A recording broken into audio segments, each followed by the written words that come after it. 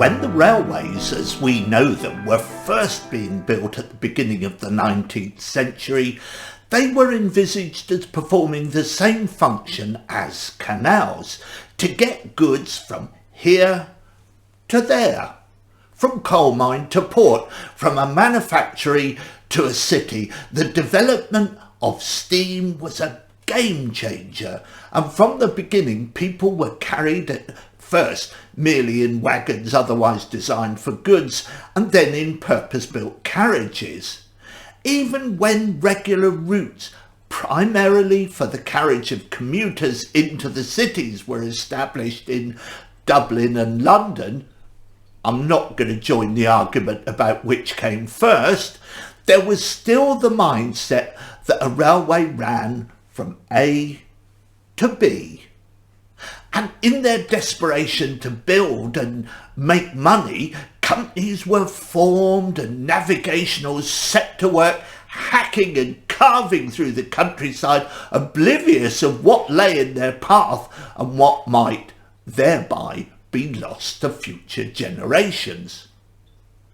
But later, as the network snaked out across the Virgin Territory, there was a fundamental transformation in thinking when destinations and timetables began to be influenced by where the passengers wanted to go, rather than where the railway companies decide their trains should run to, and on what days and at what times. The mid-19th century was the age of customer power of the like we have not seen until now. And so it was that following the Victorian urge amongst the ordinary folk to collect things and to go places and see marvels, there grew up a delight in visiting sites of antiquities.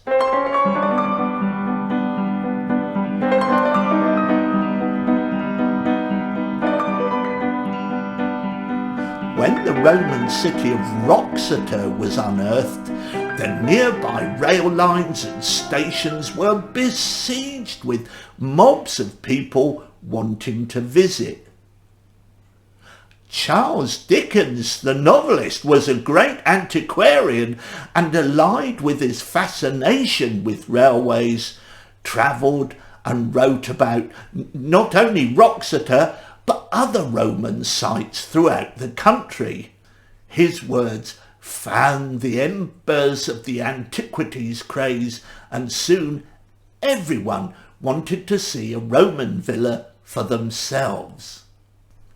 The LS&M Railway Company was, as usual, late to this particular party, but seeing how rail traffic was exploding elsewhere, they decided that they too must have a Roman town, or a villa, or at least some sort of remains. And so they commissioned who they took to be an expert in the field, the Reverend Silas Well-Beloved, to find them some. Although Well-Beloved was a scholar of classical literature, he could hardly be called an archaeologist, but being largely retired from parish duties, he agreed to set out and find them some. Alas, after weeks riding all the hidden and out-of-the-way parts of their raggedy network, he could not come up with a single one. When he presented his report to a meeting of the board one Wednesday afternoon, there was a silence of the sort that only deep disappointment brings. Surely there must be something, somewhere. Sadly, the reverend gentleman shook his snowy head. Surely? No. There must be some ruins, somewhere. No. There are a few courses of bricks, a hypocaust. No.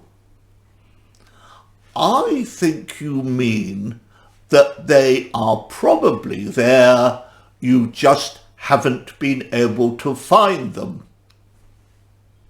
The chairman held up his hand and pushed the brandy bottle across the table as he went on to pontificate about the importance of such antiquities to the whole country, yea, even unto the empire. Well-beloved trembled. The board members held him in their collective gaze. Well-beloved poured himself a large brandy and considered his situation as a poor country parson. "There will, of course, be a further fee for the discovery of such a thing." Now, debts were weighing heavily around his shoulders, and having considered what the Bible has to say about selling your soul to the railway companies, nothing. The impecunious gentleman of the cloth steeled himself and promised to look again.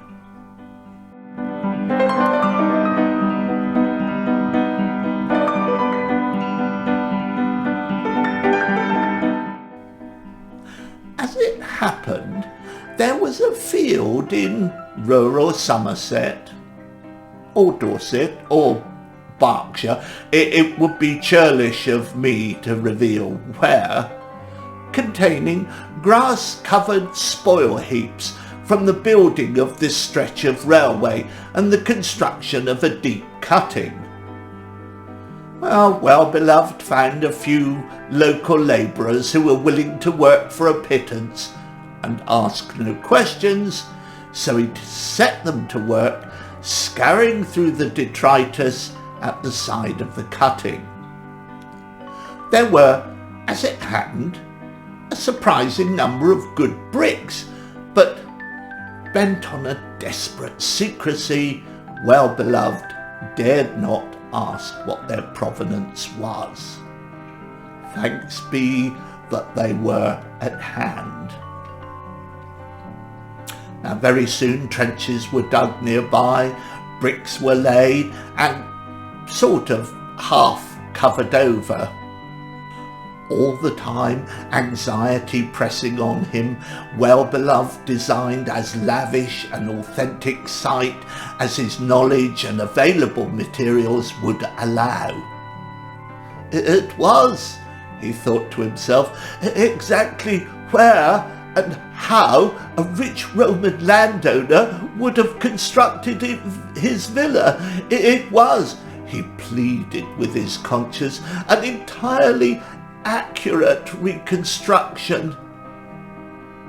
And finally, some weeks later, he presented his account to the railway, said, "It's all yours now," was paid, and he scuttled off to his remote, dusty parish, where, heartbroken at his own duplicity, he died soon after. Well, the people came at first. The celebrated Dickens appeared and pronounced it a great find in the next week's edition of Household Words. Until the inevitable. The labourers employed their newly earned wages to good effect in the local hostelry and began to brag about their building a Roman palace in a field on behalf of the railway company. Gossip spread, and when a renowned and certified archaeologist from the British Museum examined the site, the gaff was, as they say, well and truly blown. Dickens, discovering that he had been hoodwinked, took every opportunity to castigate the LS&M for perpetrating a hoax on the British public, calling them the low, slithering and mendacious. and not for the last time the company's reputation was in tatters. Oddly, there was a brief upsurge in Sunday afternoon gawpers, as there is to any disaster site. But within a few weeks, the whole affair blew over like the grey clouds that always seem to hang about the company. As usual, the board made every effort to distance themselves from the hoax and expunged every mention of their dealings with the Reverend Well-Beloved from the record, and taking every effort to traduce his memory and reputation.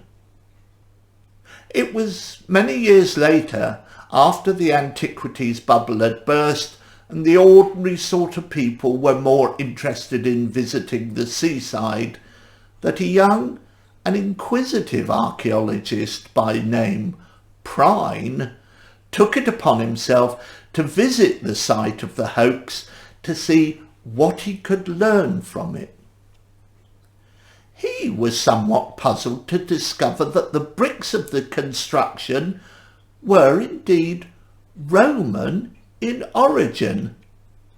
And although much time had passed, he was able to find one of the labourers still drinking in the pub, who was persuaded to take him to the spoil heaps where the bricks had come from. Prine scraped about with the trowel he always carried. It didn't take him more than 10 minutes to discover more of the bricks there and buried in the side of the cutting itself. On further investigation, he found broken roof tiles and fragments of plaster that had once been decorated with exquisite paintings. Back in London, he was able to examine one of the great Colby Ordnance Survey maps made some 10 years before the railway arrived.